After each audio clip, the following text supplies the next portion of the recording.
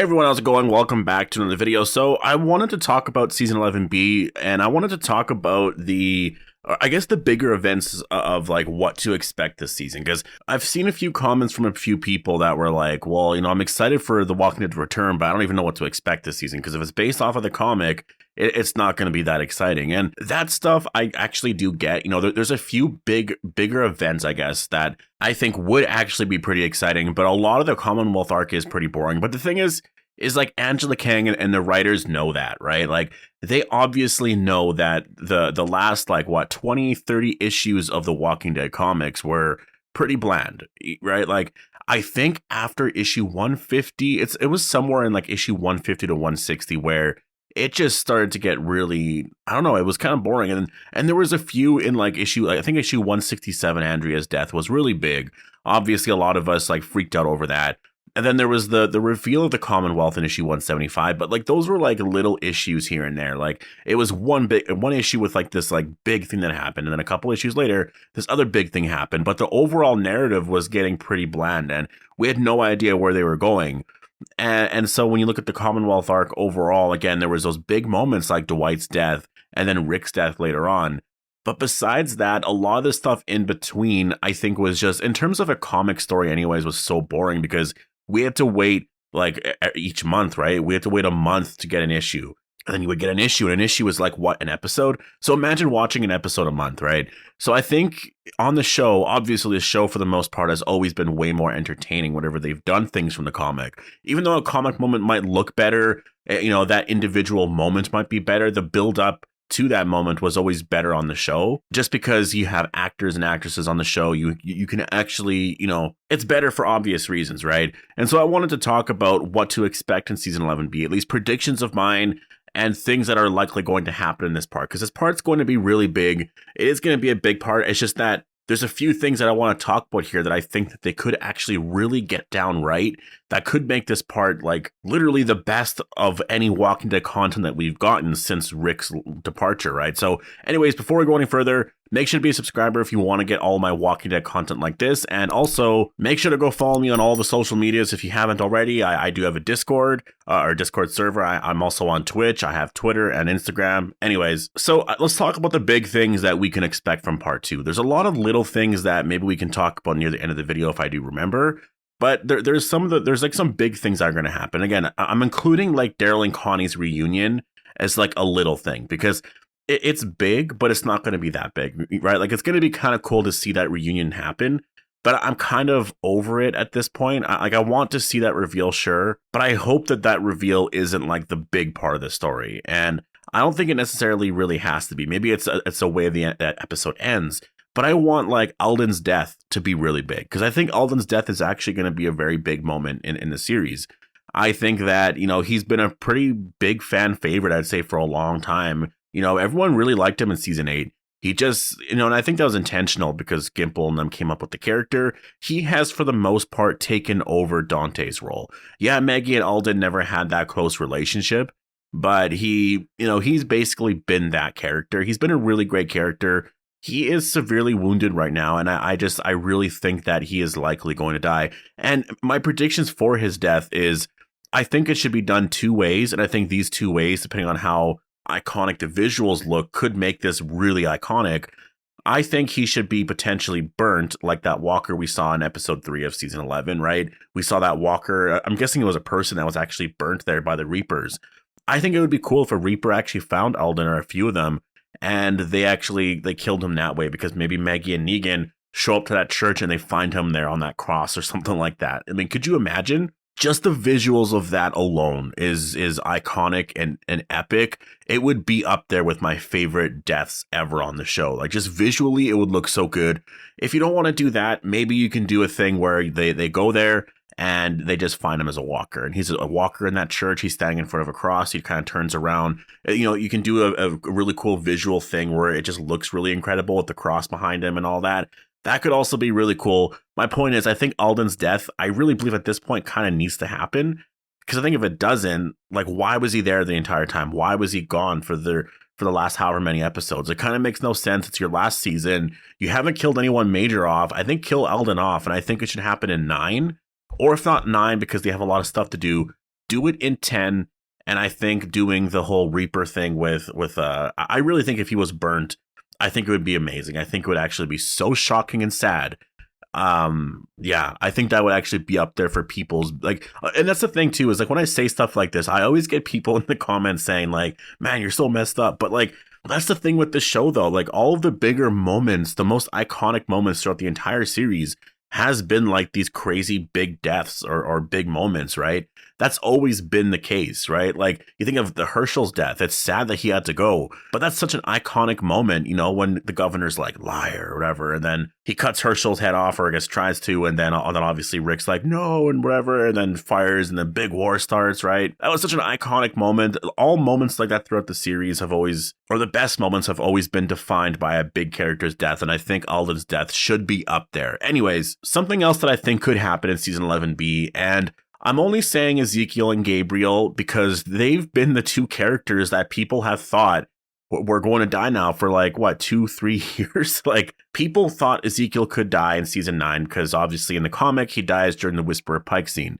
So he didn't die there. So people thought, you know, once we got that trailer for season 10, we saw that him and Michonne were going to be together. We thought, well, maybe Ezekiel could die there. And then eventually that went away. And then Rick left the show. And then, you know, people started talking about the idea that, well, what if Ezekiel took Rick's comic death? Which obviously makes the most sense because you need someone who can give a great speech, right? Give a great speech to the Commonwealth. And that character is going to die after. And there's no one really left that can besides Ezekiel. So that's why I think Ezekiel, you know, obviously like that could happen. And Gabriel, I mean, because that's mostly because of the Whisperer arc, right? Gabriel's death was so iconic in the comic. They haven't done that yet. He's basically been like, people have thought that he'd die now for, I mean, ever since season 10, right? And so I do think we're at that point now where you look at Ezekiel and what he's going through, and you look at Gabriel and this revenge path, or not even revenge, just this hateful path that he's on, right? Like, I don't even know what's going on, but obviously him and Rosita's relationship is strained. Like, he's down a scary path right now. So I think one of these characters are likely going to die here in Part B. And I think Sebastian's going to be the one that kills them. And I think this is what can actually, you know, spiral the whole Commonwealth arc into this really insane arc where you have protests and rioting. And I don't even want to say protests because protests just make it sound like that's kind of boring, right? I don't want to watch a protest on The Walking Dead. But when you get the rioting, and you get the rioting for the reason that there have been, like, you know, maybe Sebastian kills Ezekiel or Gabriel, and then it's kept secret, right? They try to keep it secret for a little bit. Like, there's little things like that I think could make it really exciting. But like, obviously Pamela Milton, and that's sort of my next point here, is Pamela Milton, Sebastian, the Milton family's corruption is going to be a big thing here. Learning about all that, learning about some of the things that they've done throughout the Commonwealth's history there, because obviously the Commonwealth has been there for, I mean, since the beginning, right? And, you know, through that, I believe there's going to be some Rick and CRM connection there, because there just sort of has to. I think that's where, you know, in the comic, the Commonwealth arc was pretty boring. It was bland. There was no, it wasn't really building anywhere. I think this is what you can fill it with, right? Like, you can do some of the Commonwealth stuff, but you can actually make Daryl and Carol just trying to discover like new things here. And like, maybe while they're at the Commonwealth, they discover that the Civic Republic is actually a thing. You know, like, that's where they're getting a lot of their supplies and stuff like that. Because obviously they do know of each other. And that's the thing. This has practically been confirmed already, because Scott Gimple, I think it was after Talking Dead aired, for one of the episodes, he said something that he didn't mean to say, which was basically they know of each other and we're going to know why they know of each other in Part B. But he was like, that's a little bit too much. I shouldn't have said that, which obviously that was going to be a bigger reveal, something that was going to be exciting to see. But that's the thing with The Walking Dead. Like, they really, and I do admire that. Like, they want to be tight-lipped about everything. They don't want to say a single thing. And, you know, for the most part, I agree with that. With I guess some things, honestly, I think what it is more is that they need to market the show a little bit more. But again, I'm not going to get on that right now. I think after the 13th, 14th next week, like in a week from now, if there's no trailer yet, like by next Friday or next weekend, then yeah, I'm going to be like, what the hell's going on? The show's coming back in a month. Like, we should be all hyped and excited to watch it in a month, you know? Like, I think that I really believe that The Walking Dead should try to prioritize their online community a lot.